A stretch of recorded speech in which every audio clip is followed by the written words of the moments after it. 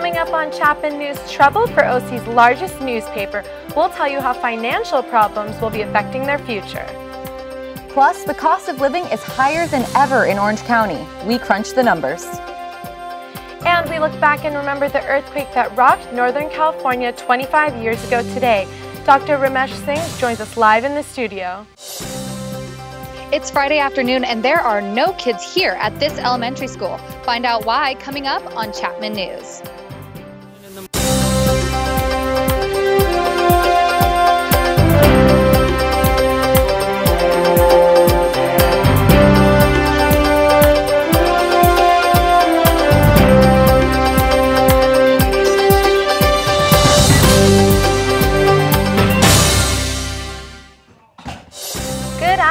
And welcome to Chapman News. I'm Roxanne Elhachem. And I'm Soni Lazor. Thanks so much for tuning in. We have a great show for you today. The OC Register is facing some financial problems which might affect their future in the business. Yuri Sharon brings you the details. What was once one of the main news sources in Orange County, the OC Register might be saying goodbye to its readers.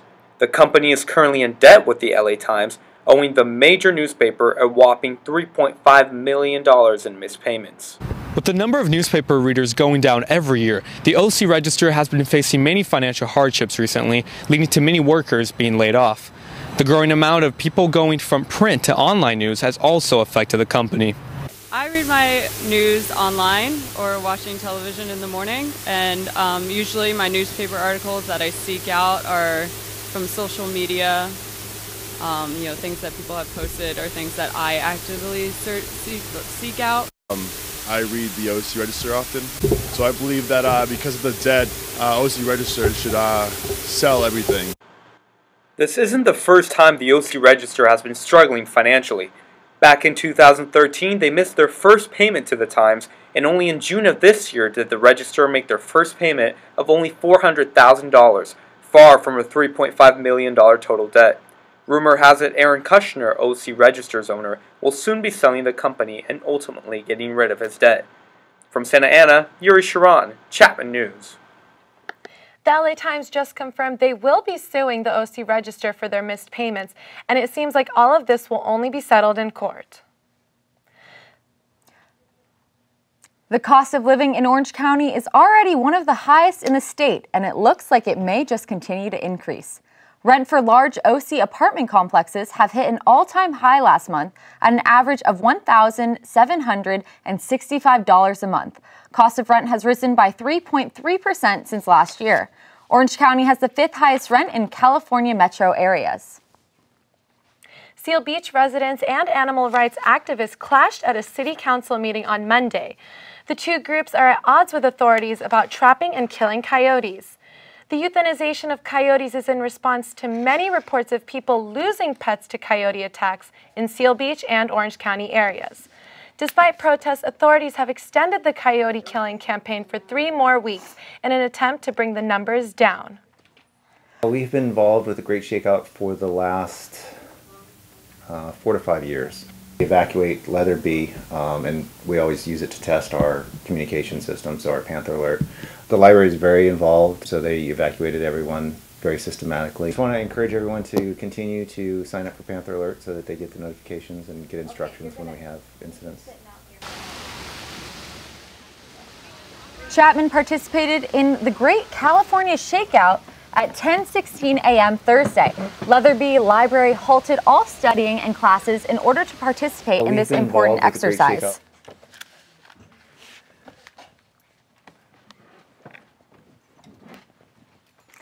All students were asked to leave so public safety could complete a mock inspection of the building. Resident Life Safety Manager Mark Davis says things went according to plan Thursday.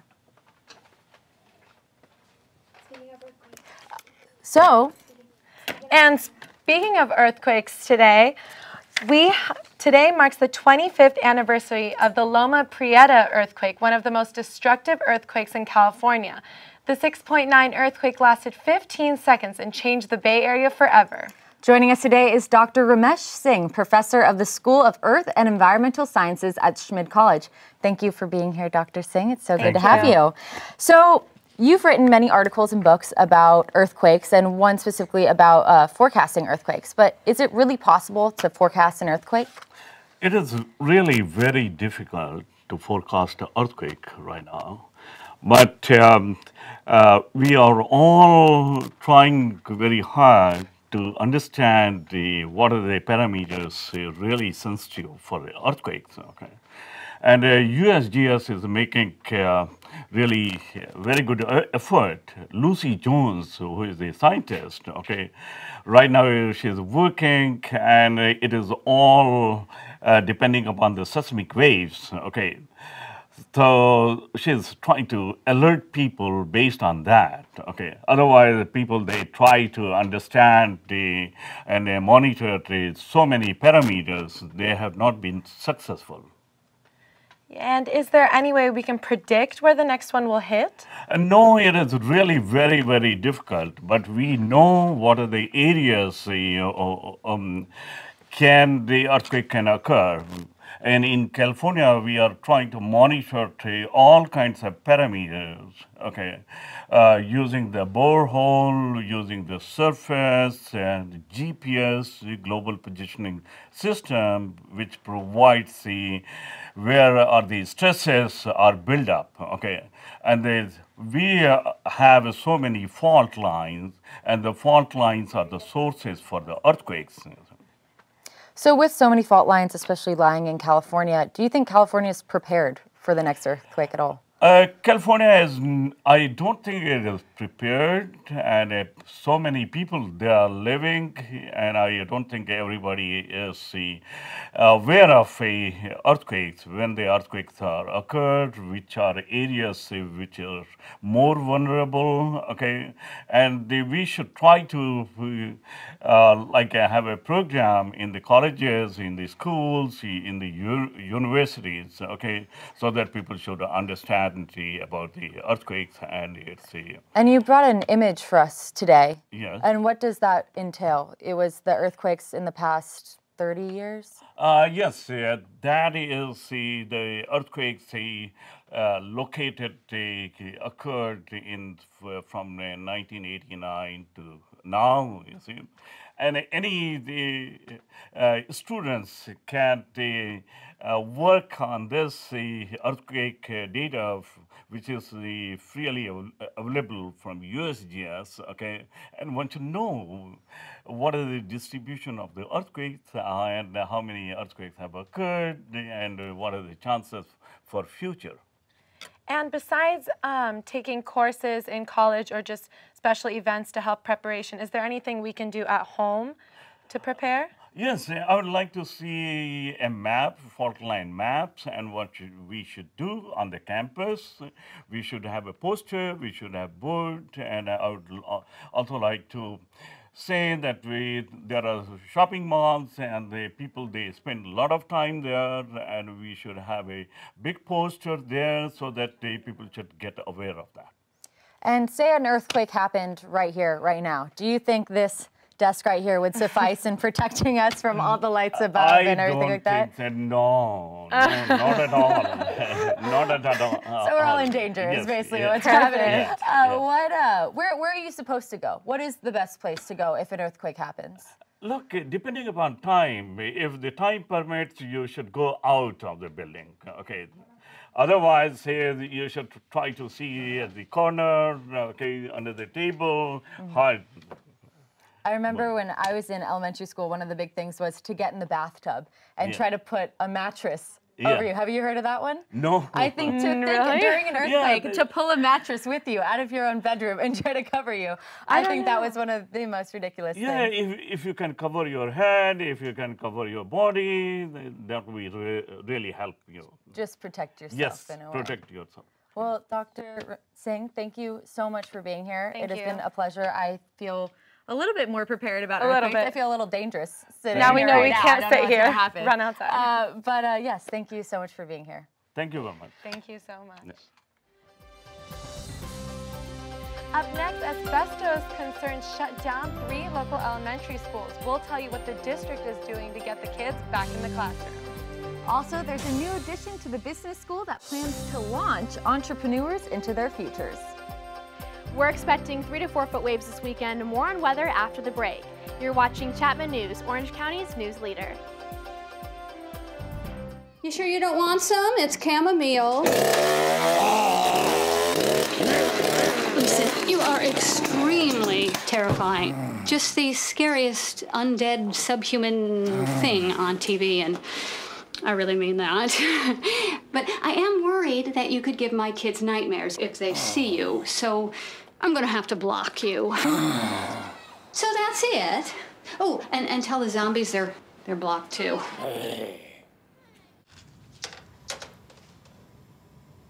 Wow, these are really good. You act surprised.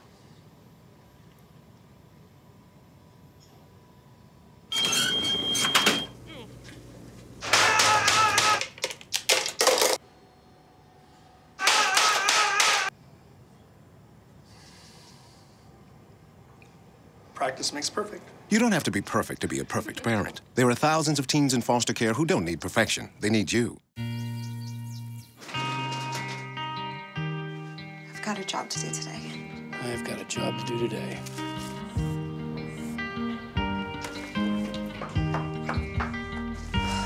Have a good first day at work, Mom. Your donations to Goodwill fund job training programs right in your community. Feels good to start fresh, right? Sure does. And like that, you're a job creator. Welcome back. Wilkinson College hosted another one of their Professor Book Talks this week, hoping to trigger discussion and questions among college students. Chapman University welcomed Juan R. Cole to Beckman Hall last night. Cole's most recent book, The New Arabs, is to be used as a teaching aid for undergraduate Middle Eastern studies. He spoke about his knowledge of the relationship of the West and Muslim world and taught students how the Arab millennium generations are changing the Middle East. The professor traveled to California to speak to 3 different locations before returning to the University of Michigan. And 3 Huntington Beach schools were shut down this month due to asbestos contamination. Melanie DeAracle is live in Huntington Beach with the latest on these schools. Thank you, guys. The 3 Ocean View elementary schools that have been shut down due to asbestos activity have luckily found alternative locations for the students to go to school. Now, I'm standing outside of Hope View Elementary, one of the schools that was shut down, and this place is a ghost town. There is no one here. It is boarded up and covered in caution tape. Luckily, though, the Ocean View Unified School District has a plan for the crisis. The Ocean View Unified School District held parent meetings on Tuesday in order to ease the parents and to announce that classes would resume on Thursday, October 16th. Neighboring school districts like Huntington Beach City Unified and Westminster Unified have open classrooms for the students to go to. 1,300 students were left without schools to go to because of the harmful levels of asbestos that were agitated during construction over the summer.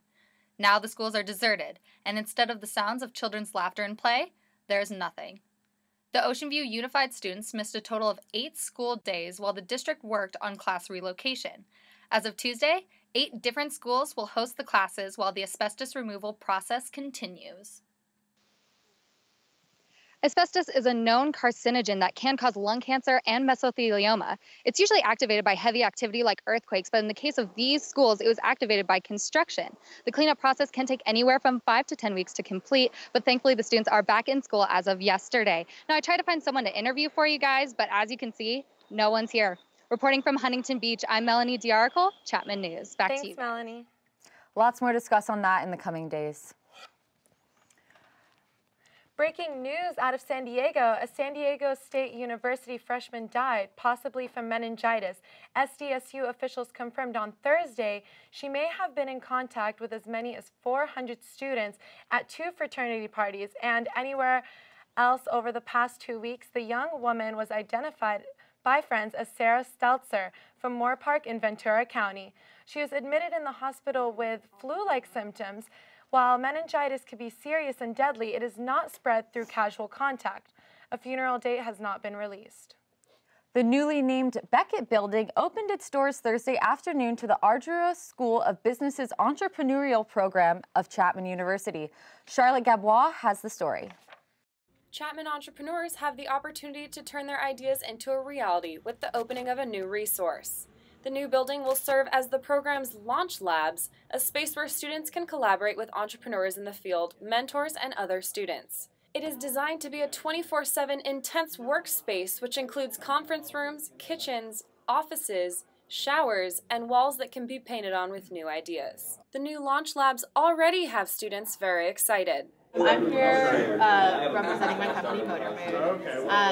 We started this about a year and a half ago in the entrepreneurship program at Chapman. Part of our product, what we have to do is 3D print it, and we have a couple of 3D printers here that we've utilized to get all of our prototyping done. The launch labs will be a resource for Chapman students to get in touch and work with working professionals, like attorneys, CPAs, and marketing executives. Students will be able to apply for the Leatherby Center Student Incubator, which will give students a hands-on experience in bringing their ideas to life. Within the Leatherby Center, we also house 2 other companies, Chick Labs and K5. Chick Labs and K5 Launch will act as an important resource for students to reach their financial goals within the startup process. In Orange, I'm Charlotte Gadbois, Chapman News. Check out the Chapman website for the Launch Labs event calendar. And it's that time of year again. Tickets for Stagecoach 2015 went on sale Tuesday at 10 a.m. Stagecoach 2015's headliners are country royalty, including Tim McGraw, Miranda Lambert, Blake Shelton, and Merle Haggard. The festival is scheduled for April 24th through April 26th at the Empire Polo Club in Indio. General admission passes are $269, and the reserved corral passes are $799. Stagecoach sells out quickly, so get your passes online as soon as possible. And if you haven't noticed, all of our news team decided to wear purple today, and it wasn't just a coincidence. That's right. Today we're showing our support of the LGBT youth and taking a stand against bullying. Nat, are there any purple sunsets in the forecast? I'm hoping for purple sunsets. I think it may happen, but I can definitely tell you we are getting out of the heat wave we had and really into some more autumn temperatures. So we're going to take a look at that right now. Let's take a look at our Orange County forecast. We are seeing some pretty average temperatures of about upper 60s, low 70s all throughout Orange County. If we even just zoom out into our southwest temperatures, we're still seeing the same average temps, anywhere from about 66 in Santa Barbara all the way down to 70 in San Diego area. So starting off our 5-day forecast in a really great way, 75 degrees, kicking off our weekend with a low of about 61.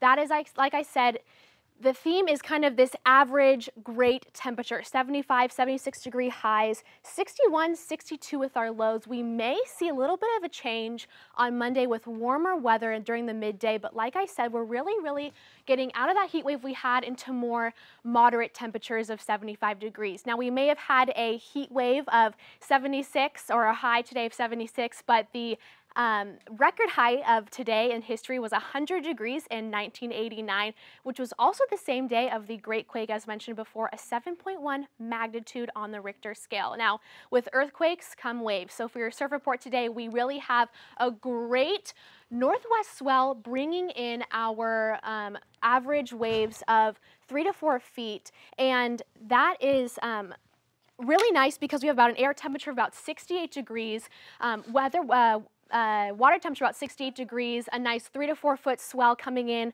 occasional 5, sometimes 2 feet, but that's where I'll be this weekend in the water. I know we have a couple Chapman sporting events coming up. Alec, can you tell me more about that? Yeah, thanks, Natalie. Coming up, women's volleyball tries to get back to their winning ways against the Bulldogs, and we catch up with the women's soccer team after a match with Oxy.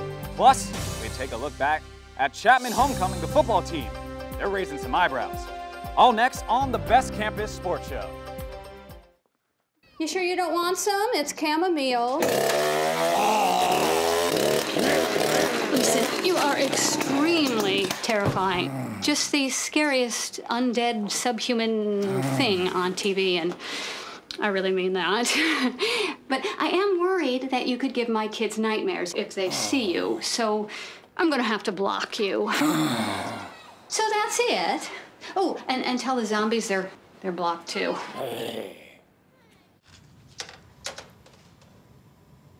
Wow, these are really good. You act surprised.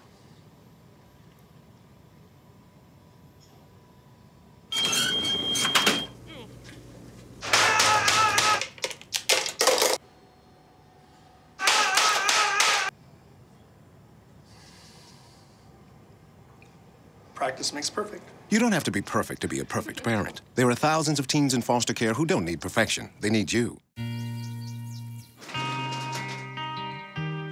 I've got a job to do today. I've got a job to do today.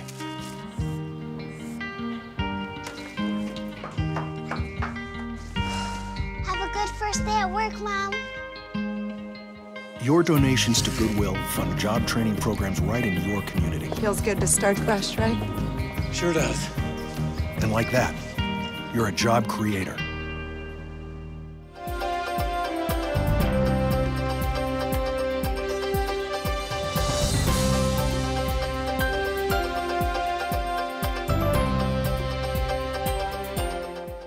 Emergencies and disasters happen with little or no warning and often occur while you are away from home. Be ready for emergencies by registering your alternate phone numbers, cell phones, and email addresses at alertoc.com. You will receive alerts when an emergency occurs near your workplace or neighborhood.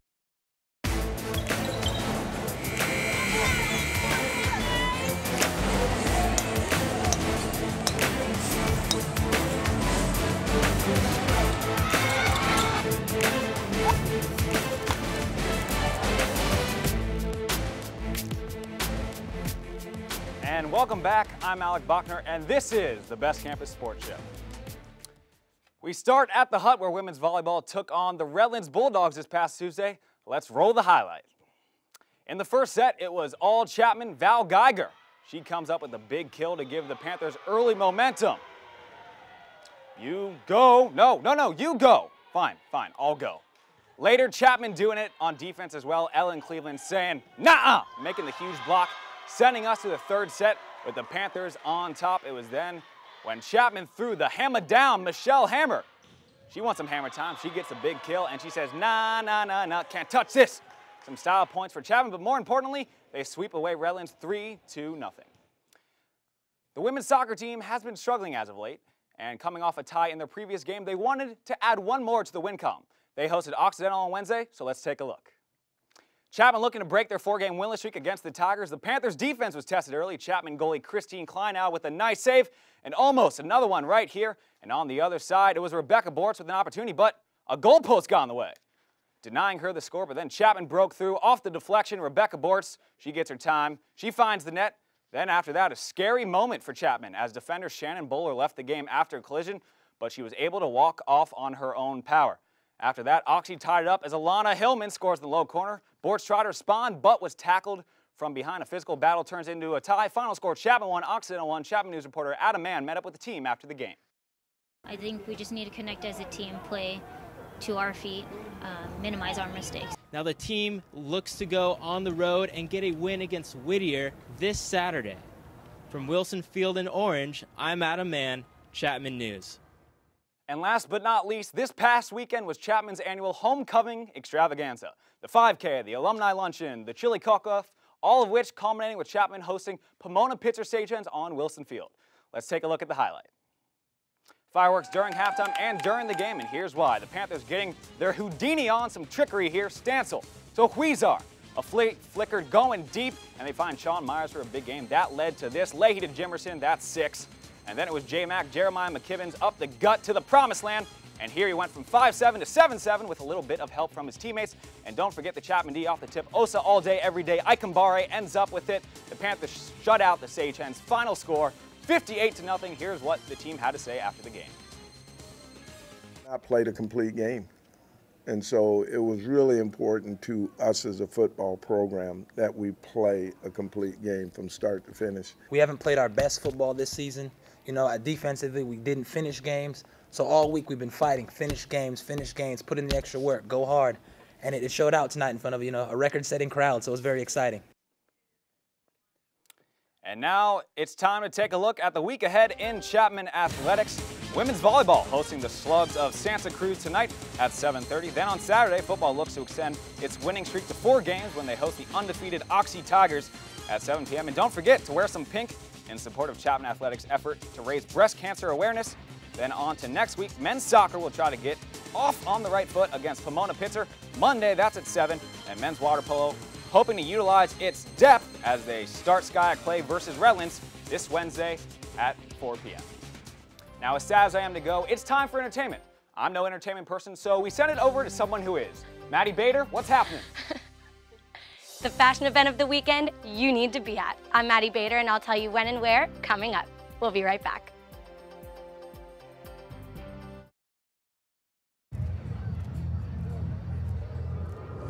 Looking for these? You drive buzzed. It could be one very expensive ride. First, you gotta make bail. Then pay me to get your car back. Your insurance premiums will go through the roof. And my legal fees just keep adding up. All told, it could end up costing you $10,000. Nothing kills a buzz like getting pulled over for buzz driving, because buzz driving is drunk driving.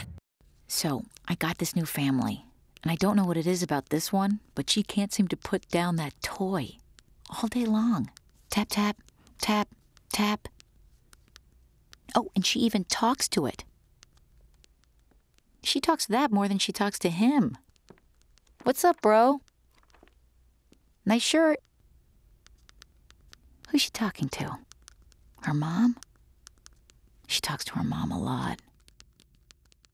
The next 30 seconds can save you a lot of money. Just do your laundry in cold and stick to full loads. Auto-sleep your computers. Plug your gadgets in a power strip and switch it off when you're done. Headed out? Turn back your thermostat by 10 degrees. And drive sensibly. The more energy you save, the more money you save. Find other great tips at energysaver.gov.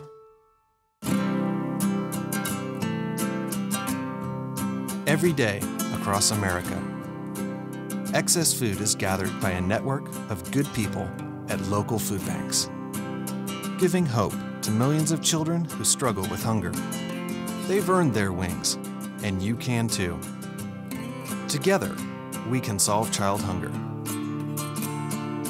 Support Feeding America and your local food bank at feedingamerica.org. We're back, and it's time for the latest scoop on entertainment. Maddie, I see you're repping the purple. Any news in the fashion world? Actually, Soni, there is. All right, fashionistas, this one's for you. Brea Mall is teaming up with Refinery 29 this Saturday for a unique event that will modernize the way you shop. The event, otherwise known as the Shopping Block, will feature beauty bars, a DIY station, and music, all hosted by local blogger Gracie Mercedes and DJ Lola Langusta. This day of fashion will be held at the Brea Mall and encourages all those who attend to post their fashion experience using the hashtag found at Simon and the Shopping Block for a chance to win a $500 gift card to the center. I hope you're hungry, because Chapman University just announced their annual International Food Fair is returning for its 32nd year, November 11th. The Center for Global Education and International Student and Scholar Services are teaming up once again to provide tables for any campus clubs, organizations, or departments that would like to serve ethnic dishes. In the past, there's been anything from pastas to latkes, sausages to soups, definitely a mouth-watering event. In this week's Hollywood Highlight, Facebook founder Mark Zuckerberg and his wife took to Facebook to announce that they're donating $25 million to the U.S. Centers for Disease Control in order to fight Ebola. The crisis has killed more than 4,000 people, and the Zuckerbergs believe that if it's not dealt with now, Ebola could become a long-term global health crisis like HIV or polio. The grant will help the CDC and experts in the field and is meant to aid frontline responders set up care centers, train staff, and discover new cases. Yesterday, Hollywood and Orange County came together for the greater good. The Children's Hospital of Orange County welcomed CEO of Lollipop Theater for a visit to officially open the newly installed movie theater for their patients. During the event, patients and parents came together and were treated to an exclusive screening of Disney's new film, Alexander and the Terrible, Horrible, No Good, Very Bad Day. The theater was funded by 4 donors, one being Lollipop Theater. That's all I have time for today. Tune in next week for some more OC Entertainment news. I'm Madi Bader. Soni, Roxanne, back to you at the desk. Thanks all for broadcasting today. Thanks for watching. I'm Roxanne Elhachem. And I'm Soni Lazor. Have a great weekend.